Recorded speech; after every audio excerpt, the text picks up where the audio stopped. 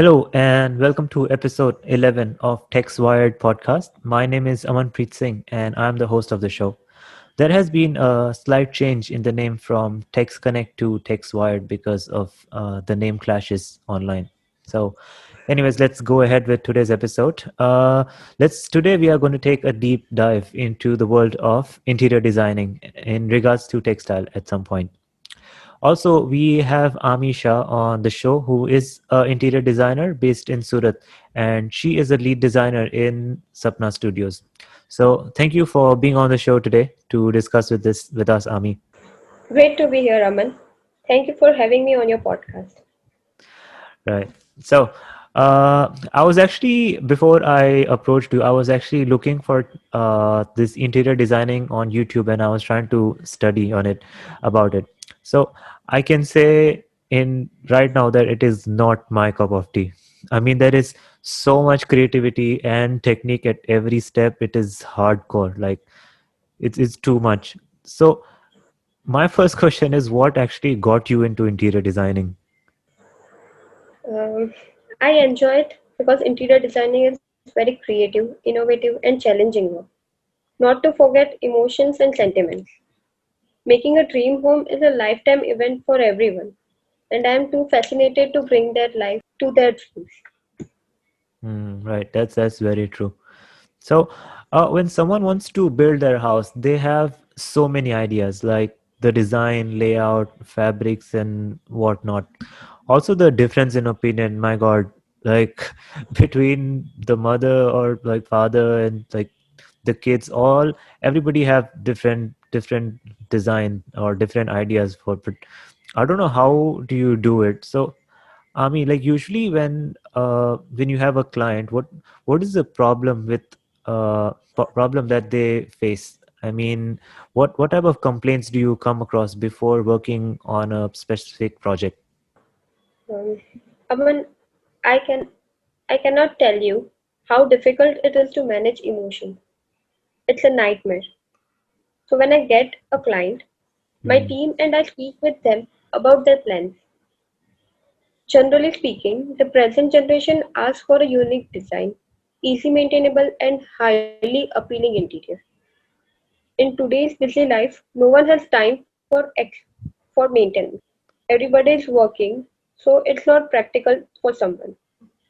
For example, solid surface can be considered, but textile and tapestries are challenging one to maintain.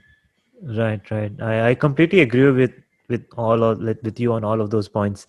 Like I know you because you have also worked on my personal project also.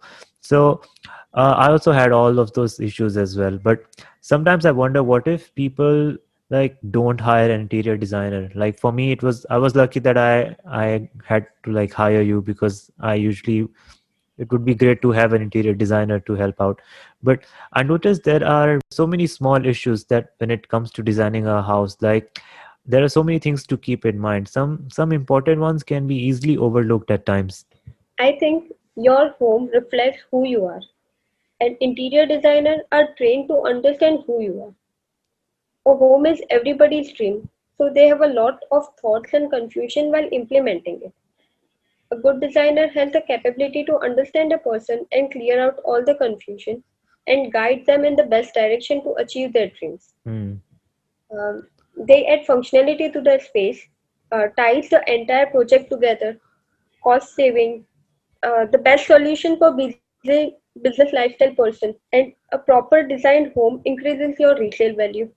Yeah, I really agree with the like a proper design definitely increases the resale value. But right, right. Since this is a textile-based podcast, I want to shed some light into fabrics as well. So I have read that there are different types of fabric when it comes to like bed sheets, curtains, rugs, etc. There are actually four segments when it comes to interior fabrics. Like there is the decorative part, and there is flooring, there is wall covering, and there are other manufactured segment. Like as I read for like example for manufactured would be like a bathroom curtain or some other other fabrics that you'll use in your bathroom. So So the difference between what I read was the difference between the normal fabric and the furnishing ones is that they have higher picks per inch, which is a technical term to explain the density of the fabric. So also they are woven differently. Like the width will depend on the situation of where the furnishing fabric is going to be used. So it is completely different. Furnishing is a completely different segment in the textile industry. Right, Aman. Um, Fabric plays an essential role in decoration to create a certain atmosphere. Whether you prefer minimalistic or opulent, fabric brings numerous technical characteristics that can improve the well-being in your home. Hmm. Textiles go a long way towards helping set the mood of a space. It can either make or break the vibe of the place. There is an issue sometimes, even though a carpet looks good and complements the space, but it lacks the objective. So textile can be tricky to select. Objective and aesthetic go hand in hand, especially when designing homes. Here's a trick for listeners. Buyers should view textile as, is it worth the value, because they last really long. Oh, nice. Oh, thank you for the tip for the listeners. So, I recently bought a beanbag for my room. I was convinced to buy the more expensive one because of the maintenance and the feel of the fabric. I had no guilt in spending the extra bucks later because of the quality and how easily it can be maintained. So, anyway, since you are giving out tips, Ami, there are what are some tips and tricks that our listeners can use when shopping for a furnishing like textiles? Uh, I should start charging you for this tips and tricks. Um, I would break this down into three things. It might not sound like a trick, but it will definitely get you purchase the right things. Okay. First of all, know your preference, comfort level, and material plays an important role. Very important is to wait for the sale. That will save you from burning a hole in your pocket. Right. The sale, of course. Sale makes a lot of sense because, as you mentioned, that it lasts really long. I think sale would be a very good time. Uh, in such cases where textile lasts very long, it is definitely worth to wait for sales. So, what interests me the most is colors, which is a completely different thing. Like personally, I go blank when I have to pick a color. It's like I can never decide. So, how does color set up a mood or light up a house? Like it's not my cup of tea to pick colors. I just can't decide. Color is a visual language. Every color denotes a sense or emotion. Like I had a client who preferred light colors only because dark color made him feel like his brain was shutting off. Oh, right. Light colors are airy, and as a general rule, they make room feel larger and brighter. Dark colors are sophisticated and warm. They make you feel intimate. Like I mentioned, that preference and comfort level is important because color makes it feel calming, pleasant, intimate, or sometimes even dramatic. Mm, right. If you want to suppose for a living room, then I can pick colors along with your requirement. Wow, I'm impressed, Ami. Sounds like a magic trick. Like all of that is just next level to pick colors and moods and the vibe. It's that's just like I cannot even think about it. I feel like that is always so much going on in that field of interior designing. Like more, and now I think more and more people are hiring interior designers now. Like I googled about the interior designing field and I saw that I think there's a 20% increase in the interior designing field because there are more opportunities for them. So from your experience, how is the interior designing landscape changing for you? Um, Technologies and digital platforms are changing the landscape of interior designing. From aesthetic demands to environmental pressure, technologies in the interior design community is simplifying and improving the buying process at many different stages. It's fascinating to track its process, and the world looks forward to where such platform will take it next.